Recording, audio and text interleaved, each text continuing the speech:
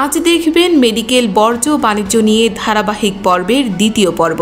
গত 22 এপ্রিল প্রতিদিনের কাগজ ডিজিটালে চট্টগ্রামে ক্ষতিকর মেডিকেল বাণিজ্য ভোগান্তিতে সারা দেশ শিরোনামে প্রকাশিত এক অনুসন্ধানী প্রতিবেদনের পরপরই তাৎক্ষণিকভাবে অভিযান চালায় চট্টগ্রাম সিটি কর্পোরেশন ও নগর সেবা।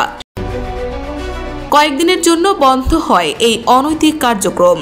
তবে সম্প্রতি আবারও নতুনভাবে সক্রিয় হয়ে উঠেছে এই বর্জ্য বাণিজ্য। অভিযোগ উঠেছে নগর সেবার কিছু সহকারীর যোগসাজশে কৃষকদল নেতা আইয়ুব তৈয়ব ও তার গঠিত সিন্ডিকেট ব্যবহার করে পুনরায় শুরু হয়েছে ক্ষতিকর মেডিকেল বর্জ্য সংগ্রহ ও অবৈধ বাণিজ্য। গত বৃহস্পতিবার ঘটনাস্থলে গিয়ে প্রতিদিনের কাগজের প্রতিবেদক সরেজমিনে এর সত্যতা নিশ্চিত করেন। প্রতিবেদককে দেখে আইয়ুব তৈয়বের সিন্ডিকেটের সদস্যরা দৌড়ে পালিয়ে যায়। পরবর্তীতে নগর সেবার স্টাফদের কাছে বিষয়টি নিয়ে জানতে চাইলে এক স্টাফ প্রতিবেদকের সঙ্গে এমন অসৌজন্যমূলক আচরণ করেন যেন কেউ তার বাড়া ভাতে ছাই দিয়েছে।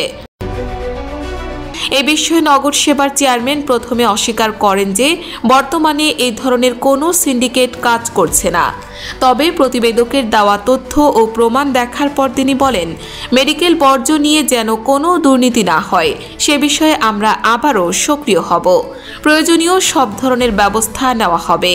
যেটা জেনারেল বর্জ্য ওটা ফেলতেছি আমরা, যেখানে এই জেনারেল যেটা আমার ডাম্পিং পয়েন্ট আছে ওখানে ফেলতেছি।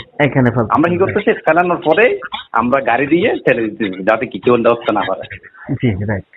জি, এখন যদি ওইটার মধ্যে কোনো সংশোধন করা লাগে আপনারা আমাকে একটু সুযোগ করে দেন।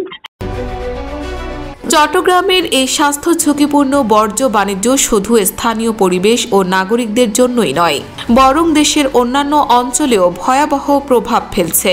সংশ্লিষ্ট কর্তৃপক্ষদের কার্যকর পদক্ষেপ ও কঠোর নজরদারি এখন সময়ের দাবি।